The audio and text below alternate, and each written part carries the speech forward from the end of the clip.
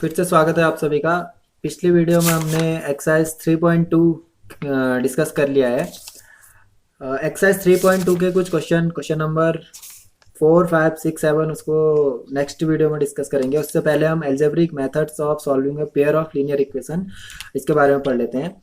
यानी कि जो पेयर ऑफ लीनियर इक्वेशन है उनको सॉल्व करने की एल्जेब्रिक मेथड्स। इससे पहले जो सीखा था, पहले हमने देखा था रेशियोज का कंपैरिजन करके कि किसी भी पेयर ऑफ लीनियर इक्वेशन के कितने सॉल्यूशन हो सकते हैं, या सॉल्यूशन एक होगा, बहुत सारे होंगे, या फिर कोई भी सॉल्यूशन नहीं होगा।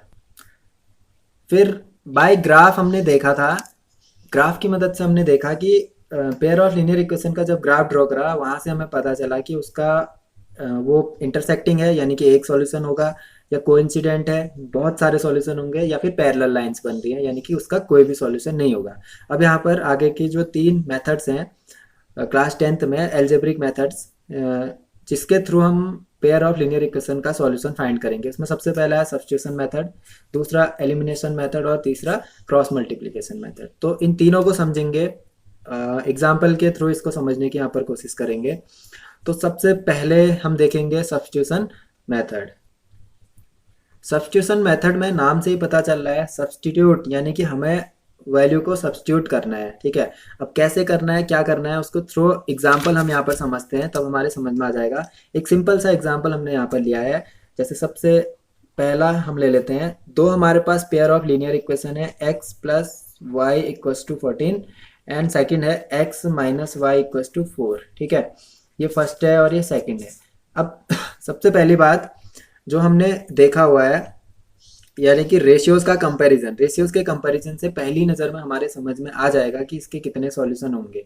यानी कि a1/a2 इक्वस टू b1/b2 है, ये इक्वस टू c1/c2 है या नहीं है, जो भी 3 कंडीशन है इंटरसेक्टिंग लाइंस के लिए, कोइंसिडेंट लाइंस के लिए और पैरेलल लाइंस के लिए। ठीक है, लेकिन अब यहाँ पर हमें सब्स्टिट्यूशन मेथड से इनके सॉल्यूशन फाइंड करने के लिए कहा है, तो हम इसके सॉल्यूशन फाइंड करने में सबसे पहले हमें क्या करना है, कोई भी दो पेयर ऑफ लीनियर इक्वेशन है उसमें से किसी भी एक इक्वेशन में से आप या तो x की वैल्यू वहाँ पर फाइंड करो या y की वैल्यू। ठीक है, क्योंकि ये सिंपल वाली एक इक्वेशन है, तो यहाँ पर इजी सिर्फ और सिर्फ x लिखा हुआ है, ना कि इसके साथ कोई और कांस्टेंट टर्म है, या y के साथ कुछ ऐसा नहीं है। यहाँ x y है, यहाँ भी सिर्फ x y है। ठीक है, तो किसी भी एक इक्वेशन से हमें x या y की वैल्यू फाइंड करना है। अब वो फाइंड करते टाइम सबसे इजी क्या रहेगा, जैसे ये वाला सबसे इजी यहाँ पर है। क्यों कहा मैंने इसको इजी, क्योंकि हमें जो प्रॉब्लम करता है ज़्यादातर ने साइंस बहुत प्रॉब्लम करते हैं प्लस या माइनस वाले। ठीक है, तो प्लस जहाँ पर होगा तो वहाँ इजी वे में होते रहेगा, माइनस में थोड़ा कन्फ्यूजन बहुत सारे बच्चों को होता है। ओके, और दूसरा, अब क्योंकि इनके साथ कांस्टेंट टर्म नहीं है तो यहाँ पर वो एग्जांपल है नहीं, लेकिन जिसमें कम से कम हो कांस्टेंट टर्म वहाँ से वैल्यू फाइंड करना इजी होगा। अगर यहाँ पर 5x हो जाता फिर 5 को भी यहाँ से हमें हटाना पड़ता है ना, लेकिन यहाँ पर नहीं है ऐसा, तो हम फ्रॉम इक्वेशन 2 सेकेंड इक्वेशन से अगर हम देखें, यहाँ से अगर x की वैल्यू फाइंड करें, x इक्वस टू ये 4 वहीं पर है, y वहाँ जाके प्लस का y में y पॉजिटिव हो जाएगा, यानी कि इक्वेशन यहाँ पर 3 हो जाएगी, है ना। तो इक्वेशन 3, अब इस इक्वेशन 3 को हमने ये वैल्यू कहाँ से फाइंड करी, इक्वेशन सेकंड से फाइंड करी। ओके, तो इस वैल्यू को अब हमें किस पे पुट करना है, किस पे सब्स्टिट्यूट करेंगे, इक्वेशन 1 पे। तो यहाँ पर लिखेंगे substitute substitute the value of x in equation 1। 2 से हमने वैल्यू फाइंड करी फ्रॉम इक्वेशन 2। अब जो वैल्यू आई इक्वेशन 3 उसको हमने इक्वेशन 1 पे पुट करा, किसके प्लेस पे, x के प्लेस पे। x equal to 4 plus y है, तो यहाँ पर 4 प्लस वाई, ये हो जाएगा 4 प्लस वाई प्लस ये वाला y इक्वल टू 14। इसको सॉल्व करेंगे, 4 प्लस 4 एक साथ है, y plus y 2y equal to 14, और इसको सॉल्व करेंगे। अब हमें y की वैल्यू फाइंड करनी है, तो ये वेरिएबल ये वेरिएबल यहीं पर रहेगा, 2y equal to 14 minus 4, that means 2y equal to 10 and y equal to यहाँ से सॉल्व करोगे 10/2, यानी कि 2 5 जा 10 5, तो y की वैल्यू यहाँ पर आ गई 5। ठीक है, अब इस y की वैल्यू को हम इस इक्वेशन पे सब्स्टिट्यूट कर देंगे। वैसे हम करने के लिए इन दोनों इक्वेशनों में से किसी में भी पुट कर सकते हो, लेकिन हमने इजी वे में उसको लिख दिया है x इक्वल टू, अब हमें x फाइंड करना है तो हमने पहले ही लिख दिया है, x equal to 4 plus y लिख दिया है। तो यहाँ पर आप y की वैल्यू पुट कर देंगे जो कि 5 आई हुई है। तो यहाँ पर मैं उसको बना रहा हूँ x इक्वल्स टू 4+y है, आपको x इक्वल्स टू 4+y की जगह पे 5 पुट करना है, यानी कि x इक्वल्स टू 5 9। तो हमारे पास दो वैल्यू यहाँ पर आ गई, x इक्वल्स टू 9 और y इक्वल्स टू 5। तो ऐसे हम सब्स्टिट्यूशन मेथड से किसी भी जो हमारे पास पेयर ऑफ लीनियर इक्वेशन होगा उसका सॉल्यूशन यहाँ पर फाइंड कर सकते हैं। अब ये तो एक इजी सिंपल एग्जांपल था, अभी कुछ और एग्जांपल से इसको अच्छे से समझते हैं।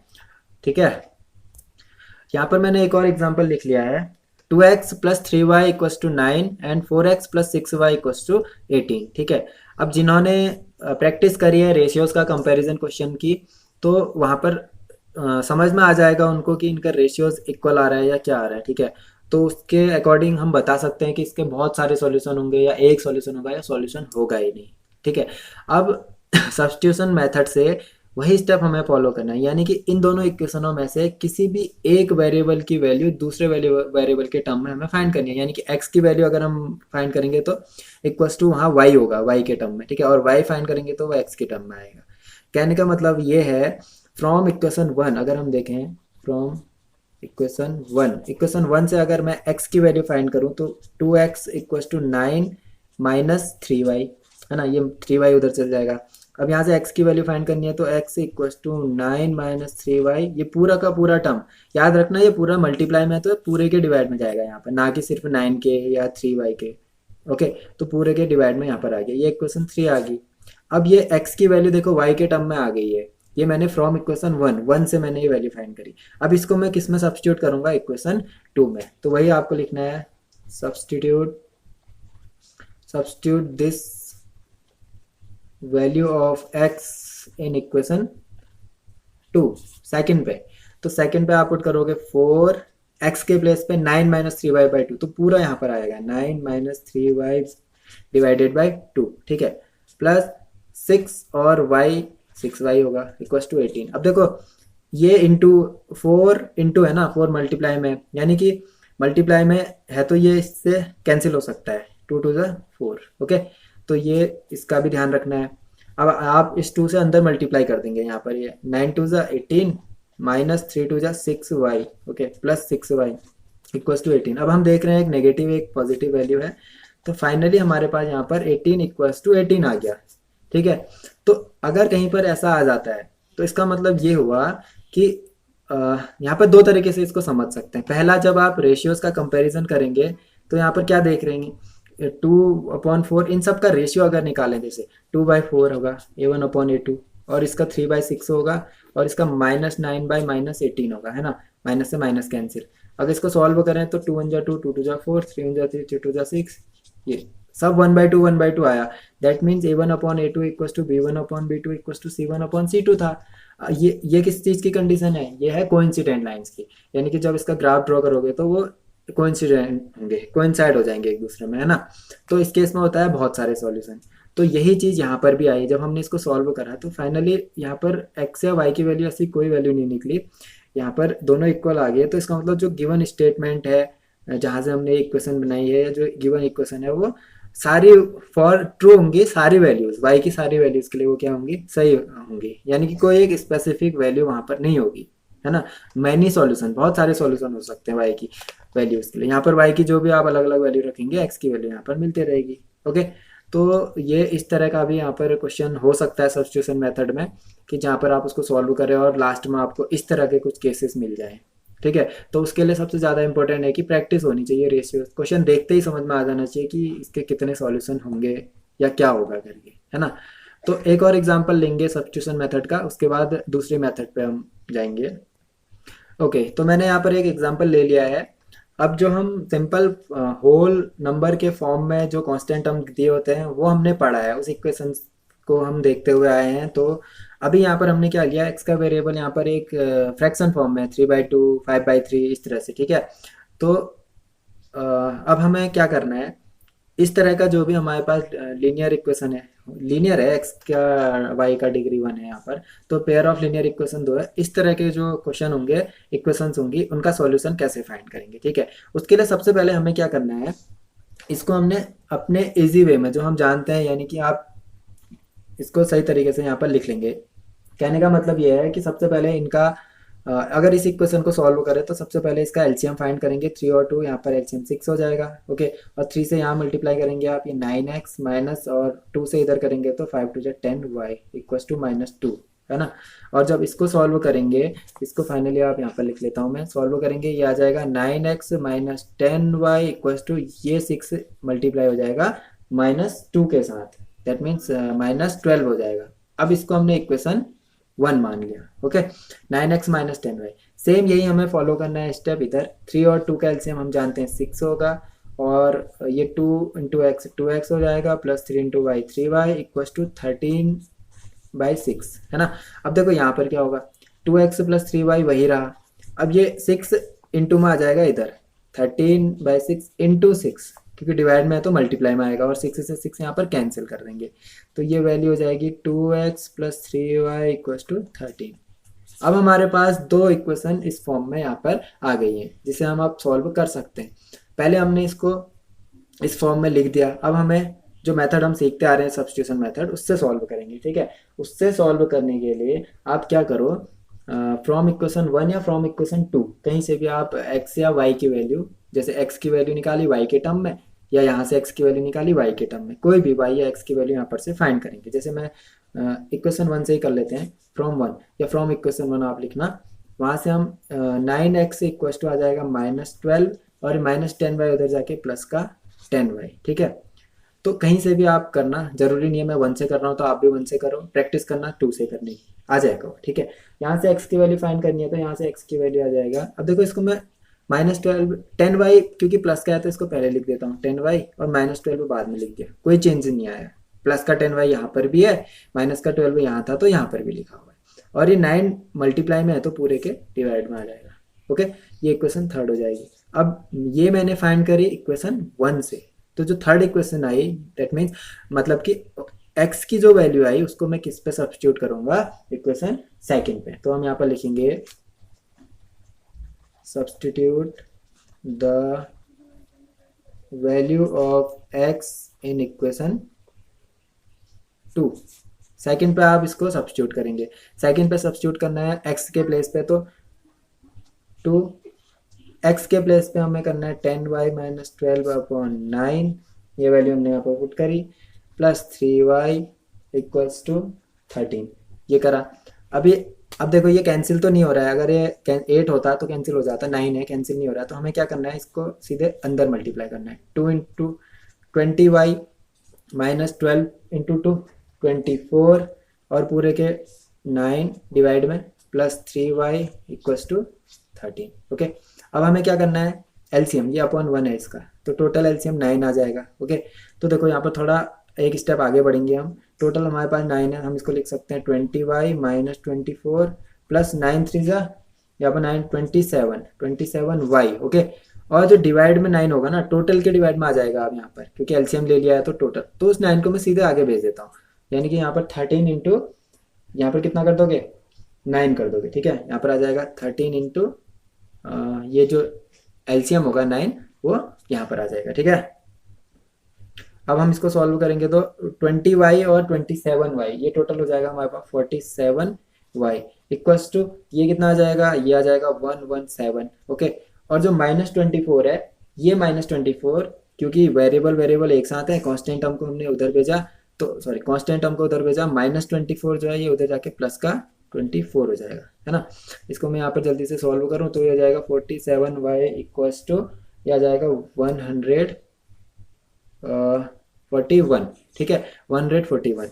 तो अगर y की वैल्यू हम यहाँ पर से देखें, यहाँ पर लिख देते हैं, y की वैल्यू अगर हम देखें तो y इक्वल्स टू आ रहा है कितना, 141 डिवाइडेड बाई 47, ये y की वैल्यू आई। अब आपका काम क्या है, इस y की वैल्यू को आपको पुट करना है जहां पर हमने x की वैल्यू निकाली है, ये 10y माइनस 12/9, तो इस y की वैल्यू को आप यहाँ पर पुट करो और मुझे कमेंट में बताओ इसका आंसर कितना आया। ठीक है, तो मुझे देखना है आप लोग करा या नहीं करा।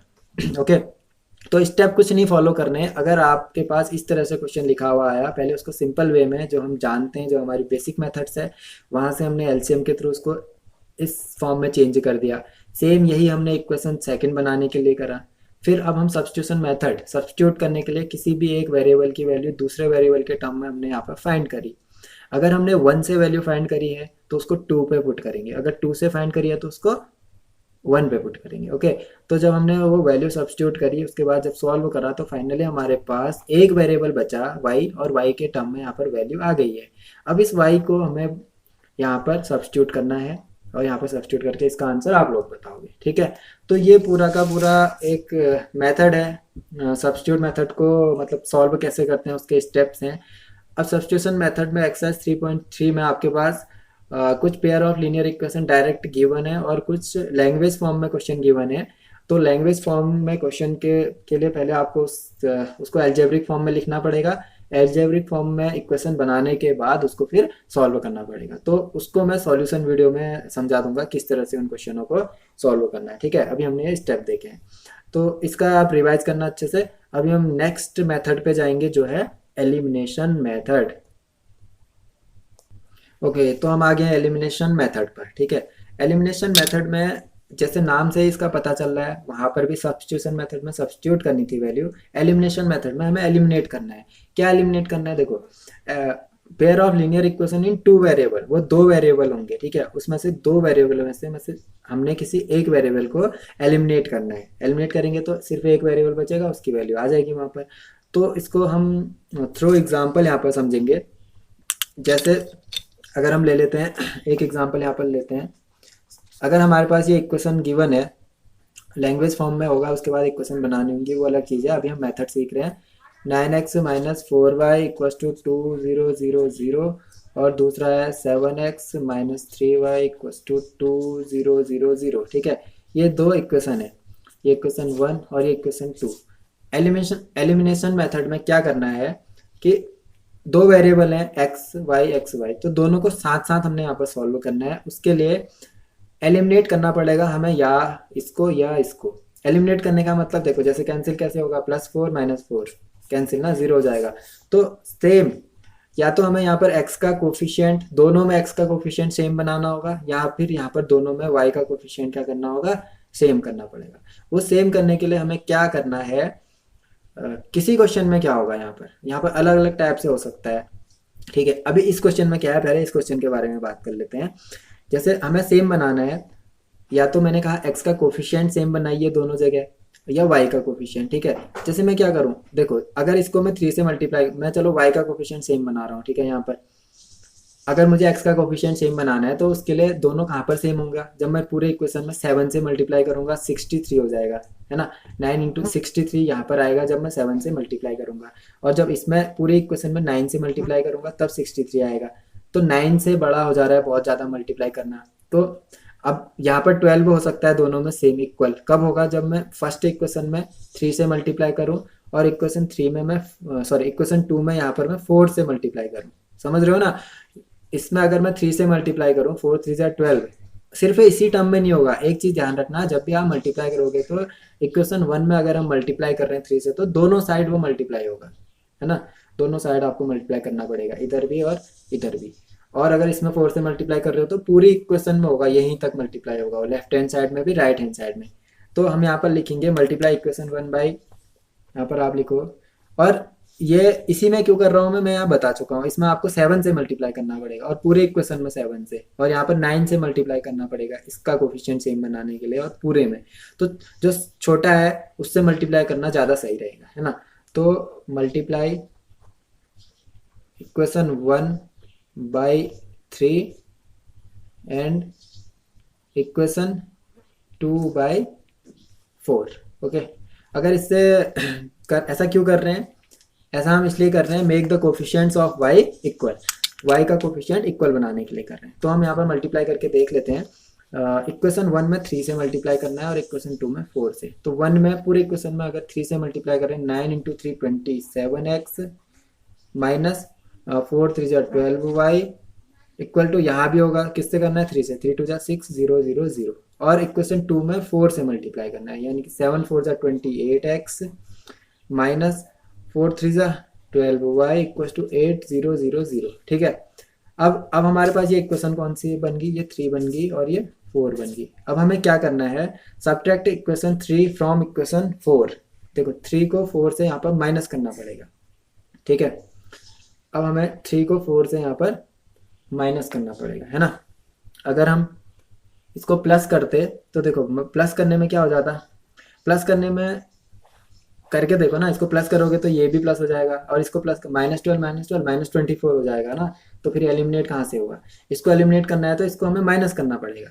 माइनस करने का मतलब ये है कि हम जानते हैं कि जब हम माइनस करेंगे तो इसमें साइन चेंज हो जाएंगे। ओके, तो यहाँ पर आप सीधे डायरेक्ट भी कर सकते हैं। यहाँ पर इस तरह से जब हम इसको माइनस कर रहे हैं, हम जानते हैं माइनस एक टर्म, उसके बाद दूसरे टर्म को माइनस, चलो मैं इसको यहाँ पर बता देता हूँ नीचे, ठीक है, कैसे साइन चेंज होते हैं करके।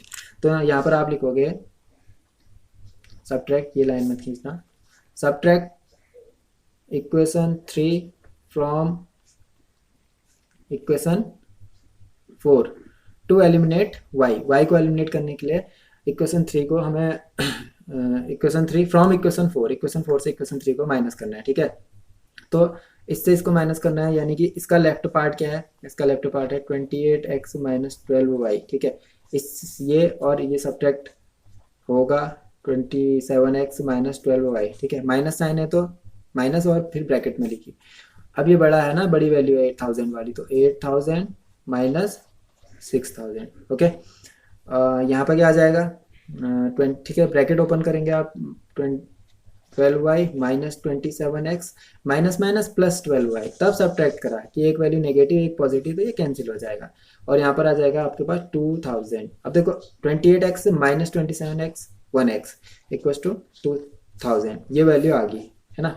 अब हमें क्या करना है, substitute this value of x in equation, किसी भी इक्वेशन में आप रख लो 1 या 2 में, 1 पे किसी में भी रख दो, यहाँ पर कोई दिक्कत नहीं है कि 2 से फाइंड करा 3 से, पहले वाली मेथड की तरह किसी पे भी पुट कर लो। तो यहाँ पर लिखो substitute this value of x in equation 1 पे पुट कर दो। 1 मेरे पास क्या है, मैं यहाँ पर लिख देता हूँ, 1 है 9x minus 4y equal to 2000, ठीक है। यहाँ पे अगर मैं सब्स्टिट्यूट कर रहा हूँ तो देखो 9x के प्लेस पे 2000, पॉजिटिव है तो ऐसे ही लिख दिया, अगर नेगेटिव हो ना तो क्या करना कि ब्रैकेट में लिखना उसको, माइनस 4y इक्वल टू 2000, ठीक है। 9 टू जा 18 माइनस 4y इक्वल टू 2000। अब ये माइनस 4y यहीं पर है वेरिएबल, 2000 वहाँ पर जो जहाँ पर है उसको वहीं पर रखा हमने, 18000 को हम उधर भेजेंगे 18000, ओके। ये माइनस 4y इक्वल टू यहाँ पर आप करोगे तो कितना आ जाएगा, 18 में से 2000, 18000 में से 2000 माइनस 16, ठीक है, ये कैंसिल होगा। अब y इक्वल टू 16000 अपॉन 4 और 4 4 जा 16 और 000, यानी कि y की वैल्यू हमारे पास आ गई 4000। तो एलिमिनेशन मेथड में हमें ये करना है कि किसी भी एक वेरिएबल को आप एलिमिनेट करेंगे, है ना। एलिमिनेट करने के लिए हमें वो बनाना पड़ेगा, पहले से इक्वल बनाना पड़ेगा। जैसे y का कोफिशिएंट को हमें इक्वल बनाया यहाँ पर, ऐसे जहाँ पर क्वेश्चन पे जहाँ से इजी हो वहाँ से हम या तो x का कोफिशिएंट इक्वल बनाएंगे या y का कोफिशिएंट, ठीक है। तो यहाँ पर मैं ये समझाना चाह रहा था कि किसी क्वेश्चन में ऐसा होगा कि आपको दोनों इक्वेशनों में मल्टीप्लाई करना पड़े। जैसे यहाँ पर भी 4 3 जा 12 और 3 4 जा 12, यानी कि इक्वेशन 1 में 3 से और इक्वेशन 2 में 4 से, दोनों इक्वेशनों में मल्टीप्लाई करना पड़ा। किसी क्वेश्चन में ऐसा भी मिल सकता है कि जैसे यहाँ पर लेट सपोज कि पहले से ही 12 गिवन होता, अब हमें इसको 12 बनाना है ना। पहले से ही अगर माना ये वाली इक्वेशन ऐसी दी होती और मुझे सिर्फ इसको 12 बनाना होता, तो मैं इसमें क्यों करता, मुझे तो 12 लाना है, तो 12 लाने के लिए यहाँ पर सिर्फ इक्वेशन 2 में मैं मल्टीप्लाई करूँगा, यहाँ पर दोनों में नहीं करूँगा। तो ये कैसे पता चलेगा, जब क्वेश्चनों की प्रैक्टिस करेंगे बहुत सारे, ठीक है। तो बस स्टेप का ध्यान रखो, जहाँ पर नीड है वहाँ पर दोनों इक्वेशनों में मल्टीप्लाई करेंगे, और इजी जहाँ से पढ़ रहा है वहाँ से मल्टीप्लाई करने की कोशिश करना है। यहाँ पर 7 से, यहाँ पर 9 से भी कर सकता था, होगा ऐसे भी, इसको भी करके देखना, ये गलत नहीं है, ठीक है। लेकिन वो बड़ी वैल्यू आ जाती, ठीक है, तो तब मैंने क्या करा, इजी वे में उसको यहाँ पर सॉल्व करा। इस तरह से हम इसको एलिमिनेशन मेथड में सॉल्व करेंगे, ठीक है। तो इसके जो क्वेश्चन है, कुछ इंपॉर्टेंट क्वेश्चन और एक्सरसाइज के क्वेश्चनों को हम सॉल्व करेंगे। अभी हम थर्ड मेथड देख लेते हैं, क्रॉस मल्टीप्लिकेशन मेथड। तो ठीक है, हम आ गए हैं क्रॉस मल्टीप्लिकेशन मेथड पे। जब आप दो मेथड से कर ले रहे हैं किसी क्वेश्चन को, ठीक है, अब आप क्या करना, पहले इन क्वेश्चनों की प्रैक्टिस करना दोनों मेथड से, सब्स्टिट्यूशन मेथड और एलिमिनेशन मेथड। जो इजी लग रहा है उससे आप करना, लेकिन सीखने सभी हैं। अगर क्वेश्चन पे लिखा हुआ आ गया कि आप इस मेथड से करिए, सब्स्टिट्यूशन मेथड या एलिमिनेशन मेथड, तो करना उसी से पड़ेगा, ठीक है। अगर नहीं लिखा है तो जो आपको अच्छी लगती है उससे करो। अब कहीं पर कुछ क्वेश्चनों में अगर दिक्कत आ रही है जो दोनों से नहीं बन रहा है, तो फिर आप कोशिश करो क्रॉस मल्टीप्लिकेशन मेथड से करने की, और वो यहाँ पर बन जाएगा। ओके, तो क्रॉस मल्टीप्लिकेशन मेथड में आपको थोड़ा रेशियोज का जो पिछले बताया है, unique solution, infinitely many solution, there is no solution, इस तरह का जो कंडीशंस हैं वो पता होनी चाहिए, ठीक है। तो और होता क्या है, पेयर ऑफ लीनियर इक्वेशन को सॉल्व कर रहे हैं तो उनका जो जनरल फॉर्म है वो है a1x plus b1y plus c1 equals to 0, and second है a2x plus b2y plus c2 equals to 0, ठीक है। तो अब इसमें क्या करना है, इसमें जब हम फाइंड करेंगे, इस मेथड को सॉल्व करने के लिए आपको कैसे लिखना है, क्योंकि सॉल्व करने का मतलब है कि x और y की वैल्यू फाइंड करना है, तो ठीक है। तो देखो क्या लिखोगे आप, सबसे पहले x upon x divided by, अब यहाँ पर कौन सी वैल्यू आएगी ध्यान रखना। देखो जो इक्वेशन है उसको सबसे पहले जनरल फॉर्म में लिखना, ठीक है। जनरल फॉर्म में लिखने के बाद x वाला ये टर्म है, अब हमें क्या करना है, आप क्या करो, देखो x के डिवाइड में यहाँ पर कैसे लिखा, इसको छोड़ दो। यहाँ पर क्या है, इसका coefficient b1, b1 into c2, b1 c2, ठीक है। यहाँ पर आएगा b1 c2 और फिर माइनस साइन, अब यहाँ पर इसका कोफिशिएंट क्या है, b2 c1, ठीक है। यहाँ पर आ जाएगा b2 c1, ओके। तो यहाँ पर ये आएगा, और दूसरा equal to y divided by, यहाँ पर हम लिखें तो देखो अब y वाला करना है तो इसको छोड़ दो, ठीक है। बीच वाला टर्म हमने यहाँ पर बंद करा, यहाँ पर क्या आया, यहाँ पर अब ध्यान रखना, यहाँ पर पहले आपको क्या करना पड़ेगा, a2 c1, a2 c1 नीचे से पहले ऊपर गया, a2 c1 minus a1 c2, okay, ये हो गया। अब इसके साथ क्या है, 1, यहाँ पर 1 आएगा, 1 डिवाइडेड बाय, इसको छोड़ दोगे तो इसमें फिर ऊपर से नीचे, ठीक है, a1 b2 minus a2 b1, okay.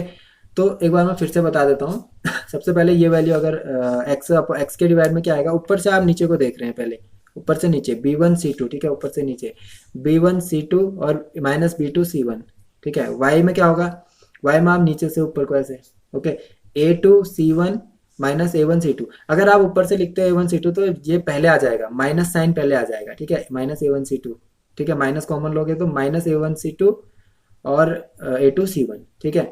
और यहाँ पर इक्वस टू, इसमें क्या हो जाएगा, फिर इसमें ऊपर से नीचे a1 b2 minus a2 b1, इस तरह से लिखना है। तो क्रॉस मल्टीप्लिकेशन मेथड में यहाँ से आपकी वैल्यूज आएंगी, ये तो सबसे इंपॉर्टेंट पार्ट यहाँ पर हो गया, ठीक है। अब हम इसको एक एग्जांपल से समझते हैं, वहाँ पर कैसे हम इसको वैल्यूज फाइंड करते हैं, ठीक है।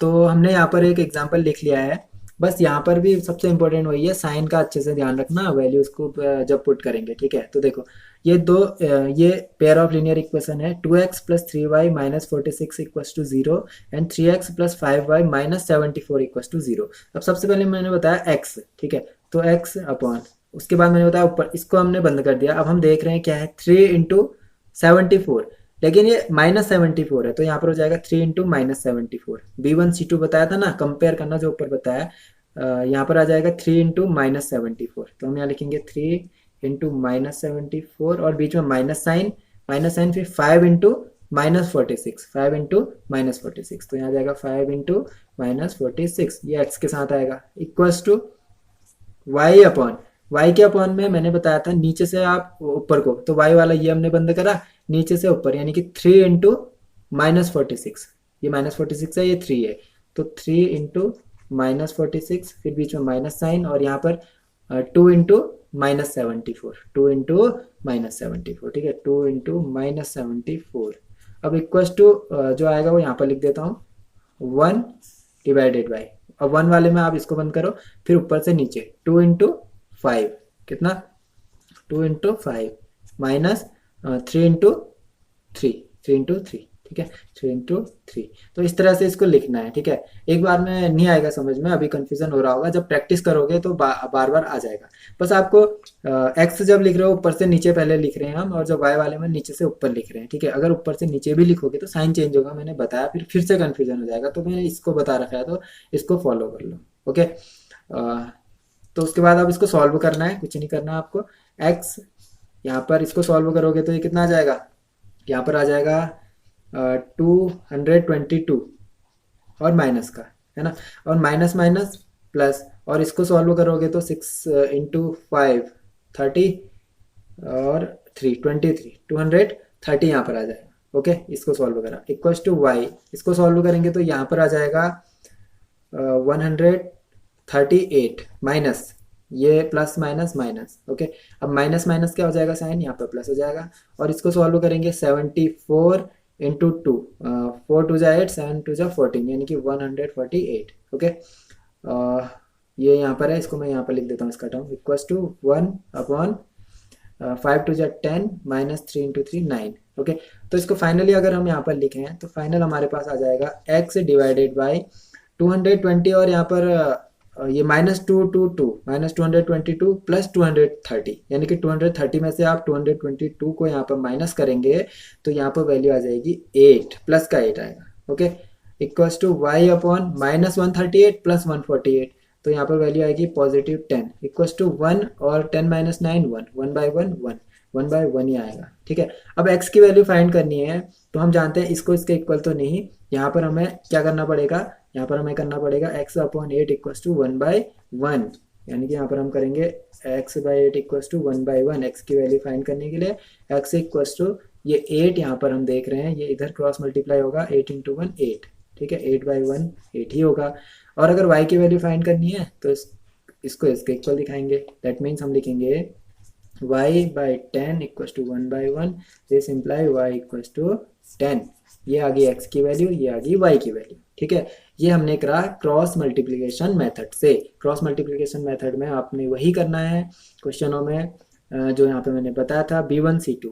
ठीक है, और ये साइन का ध्यान रखना है, माइनस है तो माइनस लेना पड़ेगा वहाँ पर, प्लस प्लस में वैल्यू लोगे फिर गलत आ जाएगा नीचे को। ठीक है, तो सबसे पहले देखो इसको प्रैक्टिस करना, जो मैंने वीडियो में बताया, नहीं आया फिर से पीछे जाओ वीडियो देखो और फिर से उसको कोशिश करो, और नहीं आता है तो फिर सॉल्यूशन दूसरा कैसे हो सकता है कि पूछो मेरे से, एक बार व्हाट्सएप पे मैसेज कर लो। ठीक है, या कमेंट पे लिख देना ये चीज़ समझ में नहीं आई तो उसको बात कर लेंगे। ठीक है, और इसी में क्रॉस मल्टीप्लिकेशन मेथड से अगर सॉल्व करने के लिए आपसे पूछा है तो आप इसी मेथड का यूज़ करेंगे। एलिमिनेशन पूछा है एलिमिनेशन का, सब्स्टिट्यूशन पूछा है सब्स्टिट्यूशन का, और कुछ नहीं पूछा है तो जो इजी मेथड है उससे करोगे और जिससे क्वेश्चन हो सकता है उससे सॉल्व करोगे। ठीक है, और वो रेशियोज का कंपैरिजन करके जो आप इंटरसेक्टिंग, कोइंसिडेंट और पैरेलल बता रहे हैं उसको भूलना बिल्कुल भी नहीं है, क्योंकि कहीं पर जैसे इसी में एक्सरसाइज 3.5 में क्वेश्चन है for which value of K will the following pair of linear equation have no solution ना। Pair of linear equation given है, के की वैल्यू फाइंड करनी है, किस वैल्यू के लिए के की उस लीनियर इक्वेशन का कोई भी सॉल्यूशन नहीं होगा। तो कंडीशन पता होनी चाहिए नो सॉल्यूशन के लिए क्या होती है। नो सॉल्यूशन कब होगा, जब पैरेलल होगा, और पैरेलल की कंडीशन पता होनी चाहिए। ओके, ऐसे ही कोइंसिडेंट या फिर इंटरसेक्टिंग का वो पता होना चाहिए, वो भूलना नहीं है। तो इसके लिए अलग से कॉपी बना सकते हैं जहाँ पर आप ये सारी चीज़ें, इंपॉर्टेंट चीज़ें जो बताई जा रही हैं उसको नोट करेंगे। ठीक है,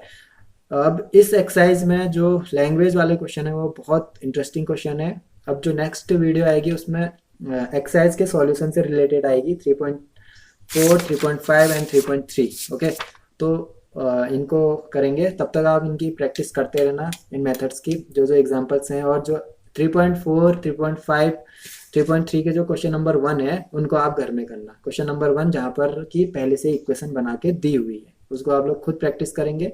लैंग्वेज वाले क्वेश्चनों के बारे में हम यहाँ पर डिस्कस करेंगे। ठीक है, तो जो सिर्फ वैसे क्वेश्चन है जिनमें इक्वेशन पहले से दी है, एक्सरसाइज 3.3 का जो थोड़ा अलग टाइप के क्वेश्चन है वो मैं बता दूंगा। एक्सरसाइज 3.4 क्वेश्चन नंबर फर्स्ट और एक्सरसाइज 3.5 क्वेश्चन नंबर फर्स्ट, तो ये आप लोगों ने करना है। और जो इसके अदर क्वेश्चन है बाकी के उनको मैं यहाँ पर बताऊंगा। ठीक है, तो नेक्स्ट वीडियो में मिलते हैं, पढ़ते रहिए, तब तक बाय।